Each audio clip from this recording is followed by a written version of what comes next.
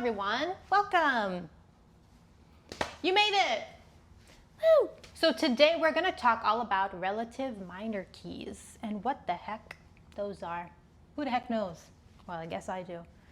I guess that's why I'm making this video.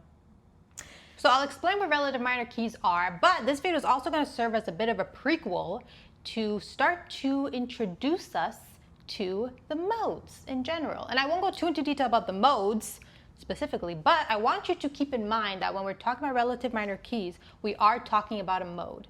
And I'll get into it a little bit. But since the relative minor key is one of the modes, this is a decent place to start learning about the modes. So let's do that, shall we? So a relative minor key is basically a key that is built of the exact same notes as its relative major key. So basically every major key has a matching minor key that is made of the exact same notes. Relatives, you know, they're like twins. They're like fraternal twins. Same but different. So let's take the C major key as an example, okay? The relative minor key of C major is A minor. And we'll get into why that is and how we know that. We'll get there. But let's just take a look at the two keys, or the notes in the two keys, okay? So in the key of C major, we have the notes C, D, E, F, G, A, and B, right? And in the key of A minor, we have A, B, C, D, E, F, and G. They're the same notes, except in the relative minor key, we're starting on the A note, right? Because we're in the A minor key. And so how do we know that A minor is the relative key of C major? Well, I'll tell you. Okay. The relative minor key will always be the 6th degree of its relative major key. So let me show you what I mean by that. Let's take our C major key, for example. If we look at the 6th degree in the C major scale, we see that we land on an A note. And what is the relative minor key of the C major scale? A minor. You see what I mean? And that's going to work the same way in every single key. So let's do another example in the key of F major, right? So the notes in our F major key are F, G, A, B flat, C, D, and E, right? And so if we want to find the relative minor key of that major key, we have to look at the 6th degree, right? And in the key of F major, we land on the D note. So the relative minor key of the F major key is D minor. See how easy that is? My nose is leaking. And if we take a look at the notes in D minor, we have D, E, F, G, A, B flat, C, and back to D, right? Which are the exact same notes in F major, just starting on the D note, right? On the 6th degree. And so now how do we translate this into the actual guitar? How do we actually use this to play? Well, the thing is, I'll bet you already do, and you just don't even know about it. Shame. So you know how every major scale, or even a pentatonic scale, has a major key identifier and a minor key identifier? And if you don't, it's okay. It's okay. I'll leave a video where I talk about that. Well, the minor key identifiers in that shape are the major key identifiers' relative minor keys. Let me show you. I'll show you that on the guitar, shall I? Where's my pick? I found my pick. I lost it. So let's use the G-shaped pentatonic scale as an example here, right? So let's do this example in the key of D major, right? So this right here in our G-shaped pentatonic scale is our major key identifier, right? And our minor key identifier is right here. So this is your D note, and this is your B note. And so if we do a bit of the math here, right, we see that the B note is the 6th degree of the D major scale, right? D, E, F, G, A, B. B, the B note. So basically what that means is in all of your major scale shapes and your pentatonic scale shapes, your major key identifiers and your minor key identifiers are the relative keys to each other, which is why they share the same shapes, because they share the exact same notes. And so now, how do chords fit into all of this? They do fit into all of this, okay?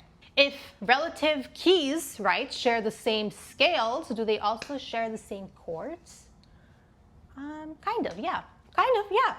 Let me show you. And to be able to see how they share the same chords, we have to talk a little bit about diatonic chords. And diatonic chords are basically the types of chords that are associated to every scale degree in a key.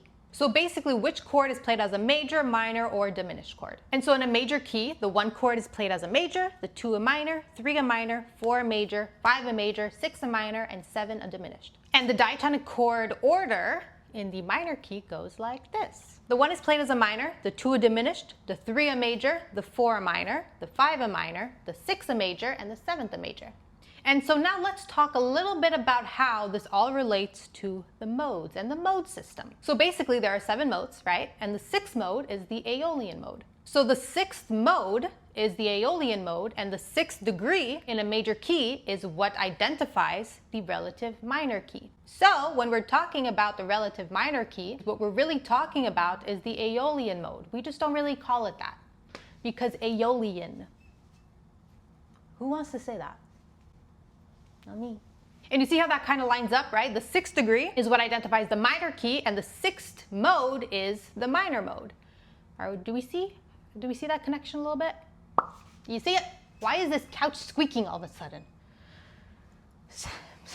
Sorry. And so now do we notice that if we start our diatonic chord pattern here on the 6th degree of the major scale, right? So major, minor, minor, major, major, minor, right? If we switch our scale degrees around to allow the 1 to now start on that minor chord, right? But keep the rest of the order of the pattern exactly the same, we now have our pattern of our diatonic chords in the minor key. All we had to do to get there was start on the 6th degree of the major key. Does that make sense? So now that we have our minor key diatonic chords, if we wanted to write a chord progression in the minor key, we would just pick any one of those chords, right? Easy peasy. And then we would use a minor scale, either a minor scale or minor pentatonic scale, to lead over that progression, right? In the exact same way that we would do with the major scale, right? So let's do that example, shall we? You can't really see my face.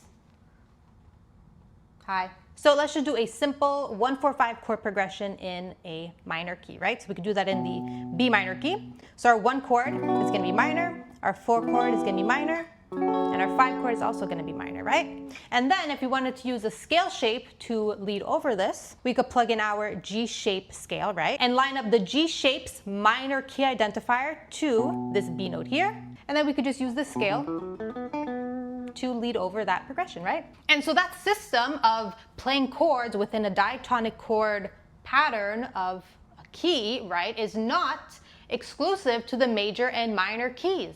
All the modes work that way. All of them. They all work that way. All modes have their own diatonic chords that you could use to make chord progressions from. And so again, I'm not going to go into modes, even though I'm kind of going into modes. I just want this to be a little bit of a precursor, right? Just to get us in the framework of modes and how this all works, so that when I do make videos about it, you'll have a little bit more of a foundation to be able to understand it. You know what I'm saying? I'm just planting seeds here, guys. I'm building a mode garden. Okay, so now let's go through the process one more time in a different key, just to see how this all works, okay?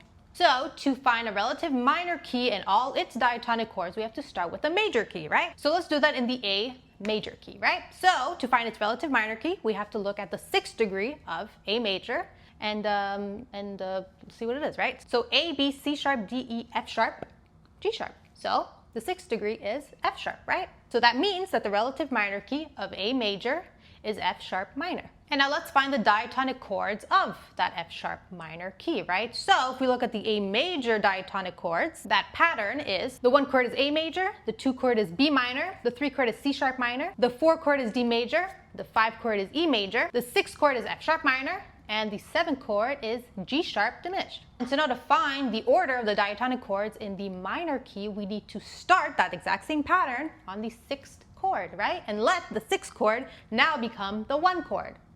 Does this make sense? Hope it makes sense. Want to see my Rubik's Cube? It's my Rubik's Cube. Okay, our 1 is going to be F sharp minor, our 2 is going to be D sharp diminished, our 3 chord is going to be A major, our 4 chord is going to be B minor, our 5 chord is going to be C sharp minor, our 6 D major, and our 7 E major. And so now it is starting from that 6th degree that gives this key, the minor key or the Aeolian key, its kind of sad sound that is typical of the minor key. And so by knowing that, I hope we could start to understand how all the other keys also have their own distinct sounds in the exact same way. And so that's it, guys. That's the modes. Well, it's not. Well, it's kind of the modes. That's one of the modes. So stay tuned for more mode videos, future mode videos to come. And but I hope this was a good little precursor and started to expand your mind a little bit about the modes. Maybe this video helped you to kind of shift your perspective about it a little bit. I don't know. Maybe you did nothing. That's fine. I just want to solve my Rubik's Cube. I guess that's all. Oh, I have an idea. I have an idea. Oh my goodness. Okay. When I get to 5,000 subscribers, I will solve this Rubik's Cube. Is that fun? Is that stupid? Okay, well, okay, so that's all. So I don't know, I guess I'm there. Thanks for watching. I hope this was helpful. If it wasn't, sorry. Sorry, can't win them all. Okay, toodles. See you guys soon. Bye.